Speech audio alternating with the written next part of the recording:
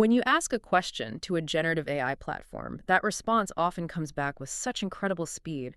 It genuinely feels like magic, right? Almost instant gratification. But what's truly powering, that seemingly effortless digital wizardry, today we're pulling back the curtain and taking a deep dive into the physical infrastructure that makes our digital world hum, especially in this age of AI. We're talking about data centers. They really are the unsung heroes behind the magic. That's a perfect way to put it, yeah. Our mission for this deep dive is to unpack the absolutely critical infrastructure that fuels our entire digital economy.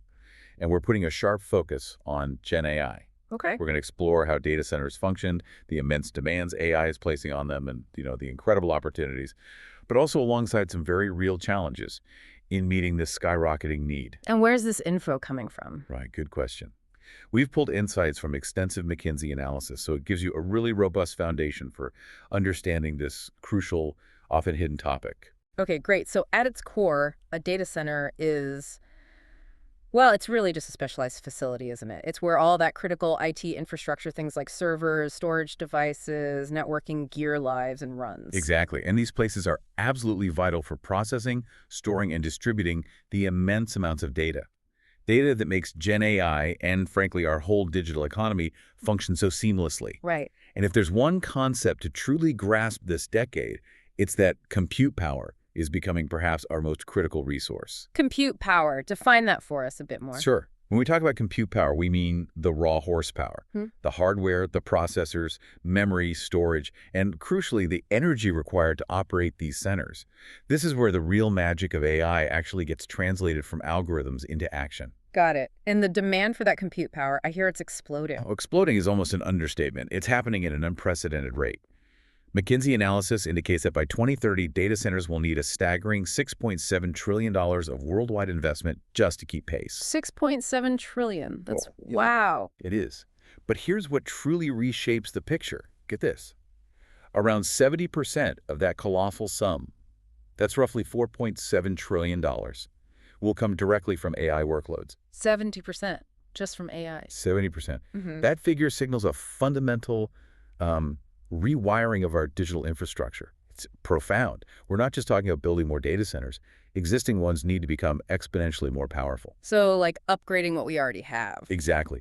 This is what we call an S-curve of demand growth.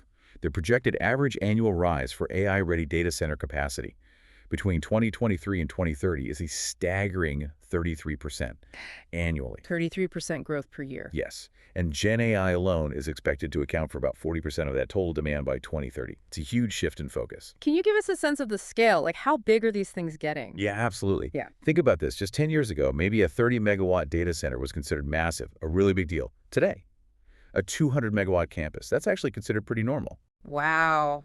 From 30 to 200 megawatts being normal, that really drives home the sheer acceleration we're witnessing. It really does. Mhm. And this raises an important question.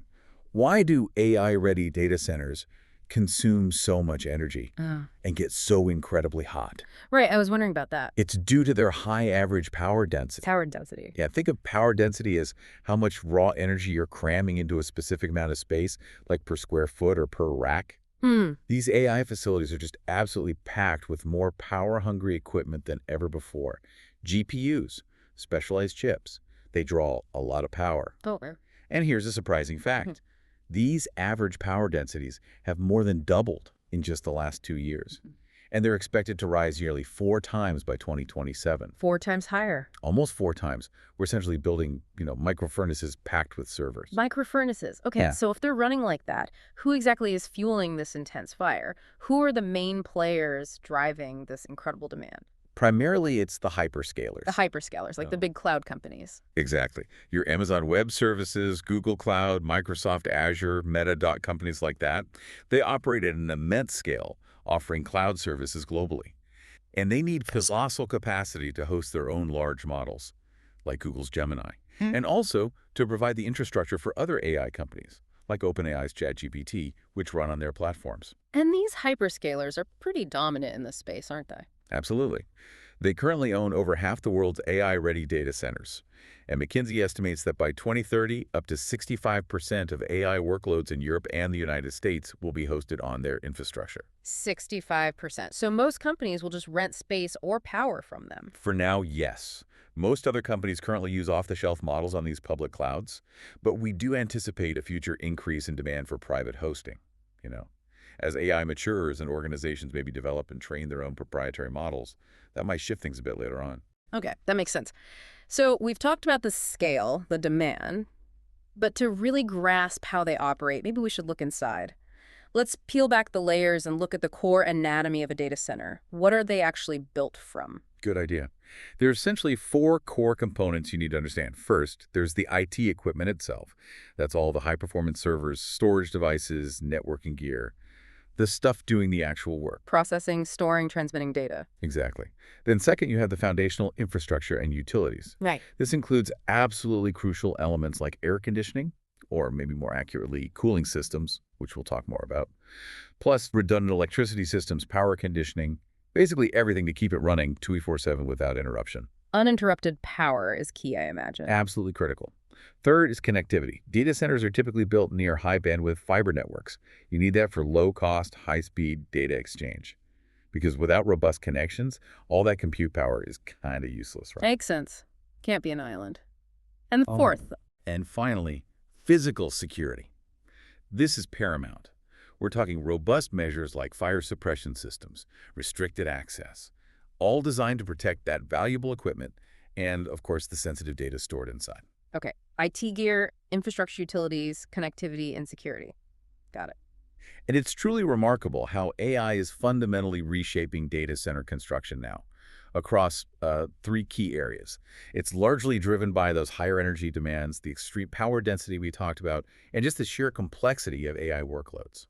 Okay, so how is AI changing the actual building of these centers? Let's start with location and power infrastructure. What's happening there? Well, the power supply is becoming a significant bottleneck, Yeah. especially in traditional data center clusters.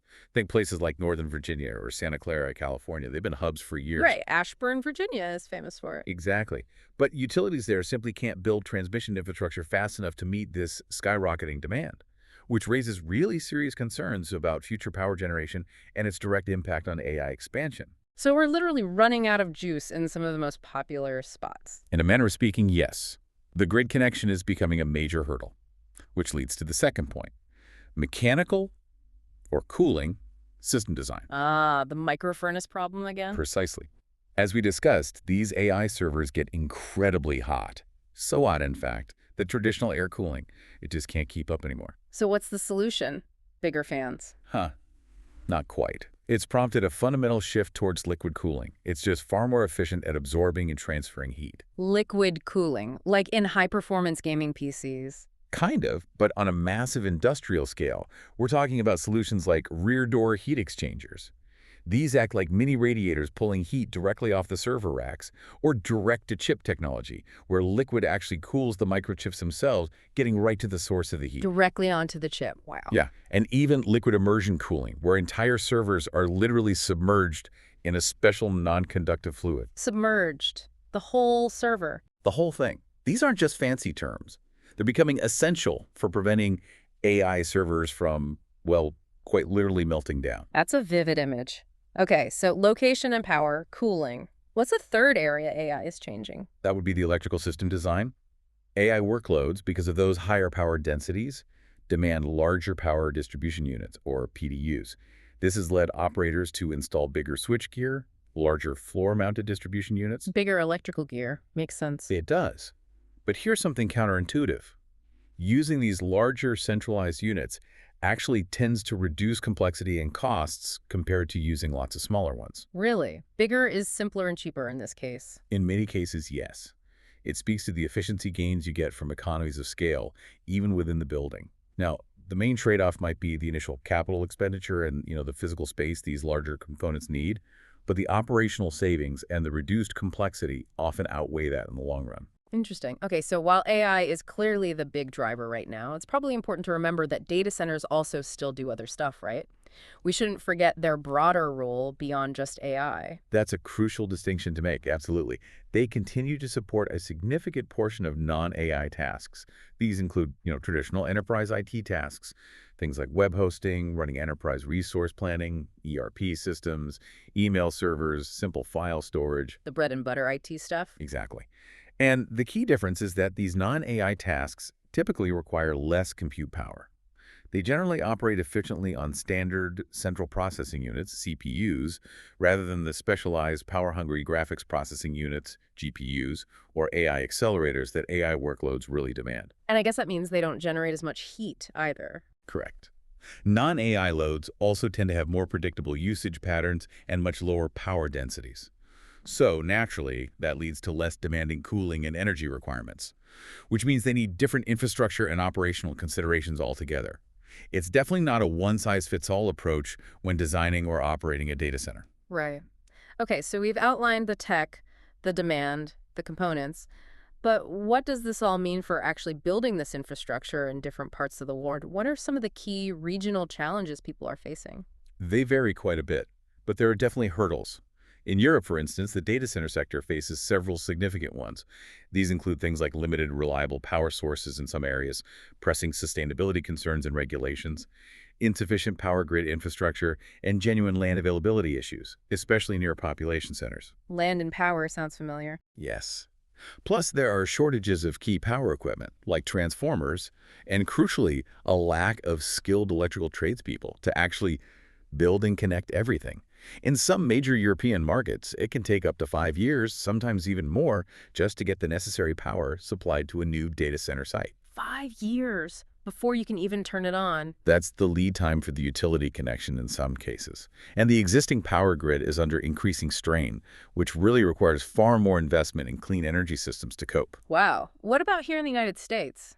Similar issues. Similar themes, but with some specific twists. Power connections are definitely a big hurdle here too, alongside severe labor constraints. Yeah. Particularly, there's a real shortage of electrical trade workers, electricians, technicians, which directly delays projects. The skilled labor gap again. Exactly. And then you also have things like tariffs on imported equipment, adding uncertainty and complexity to the supply chains. So, yeah, it sounds like a complex puzzle with quite a few missing pieces right now. It really does. But despite all these challenges you mentioned earlier, there are immense opportunities. Someone must be benefiting or figuring out solutions, right? Who exactly can capitalize on this massive growth in data centers? Absolutely. Where there's challenge, there's often opportunity. It's a huge growth area. For energy players, for example, there are probably 4 high potential areas. Okay, let's hear it. First, secondary markets. Yeah. Because of that timing gap, we talked about data centers built in maybe 18, 24 months, but power infrastructure taking 3 to 10 years. Right, that huge mismatch. It's driving hyperscalers to build in new, non-traditional locations, places with cheaper, more readily available power, maybe land too, and potential for building carbon-free infrastructure alongside. Think places like Iowa, Wyoming, Indiana, Ohio in the U.S. They're emerging as new data center hubs. Interesting. Moving away from the coasts. What's second? Second are behind-the-meter solutions. This basically means providing power directly at the data center site, especially where utilities can't keep up. Right. This could mean fully islanded power, totally separate from the grid, or maybe supplemental power from sources like, say, small modular nuclear reactors eventually, or other on-site generation. Taking power generation into their own hands. Essentially, yes. Third is leveraging the sustainability ambitions of these big players. Hyperscalers have really aggressive climate commitments. Meeting those will require hundreds of terawatt hours of new clean energy. So that creates massive roles for solar, onshore wind, but also exploring other clean techs like offshore wind, geothermal, maybe even natural gas with carbon capture. So a big push for renewables linked directly to data centers. Huge push. And fourth, related to the grid issues, is transmission and distribution investments. There's a big opportunity and need to funnel capital into utility companies, specifically to build out the critical power lines and substations needed to connect these massive new loads. Okay, lots for the energy sector. What about real estate organizations? How do they fit into this picture? They're crucial too. For real estate players, there are maybe 3 main avenues. One, the obvious one, buying and selling or leasing land. Specifically, land that has potential for power access, good network connections, and is located where customers, the hyperscalers mainly, want to be. Location, location, location, plus power. You got it. Hmm. Second, they can undertake partial data center development. Maybe build the shell and core of the building, then sell the facility to an operator to finish. Or third, they can create what's called a co-location model. Co-location. Yeah, so where the real estate company buys the land, construct the building, arranges for the power and connectivity. They might even build out some of the interior infrastructure like cooling and power distribution. And then they lease out space, power, and cooling within that facility to multiple tenants, like smaller enterprises or cloud providers. Ah, like a landlord for data center space. And is this proving to be a good investment compared to, say, office buildings or warehouses? Well, what's particularly compelling historically is that data centers have generally offered higher yields compared to many other real estate asset classes. And importantly, because of the very real supply-side constraints we discussed, power, land, labor major yield compressions, meaning lower returns, aren't really anticipated long-term. So demand is high, supply is tight, good for investors. Exactly. Real estate investors are actively seeking this exposure because they see that potential for higher growth and sustained yields, maybe more so than in some traditional sectors right now. Makes sense. Okay, one more group. Telecom operators, they already provide the connectivity, right? How else can they capitalize here? They're indeed in a strong position given their existing wide network coverage and experience managing complex networks. Obviously, they can benefit from laying down more fast internet cables, fiber to connect all these new data centers. That's fundamental. More fiber is always needed. Always. But beyond that, they could potentially offer AI computing power. Think renting out banks of GPUs as a service. They could become sort of mini hyperscalers for specific AI niches. Interesting. Renting out AI power. Yeah.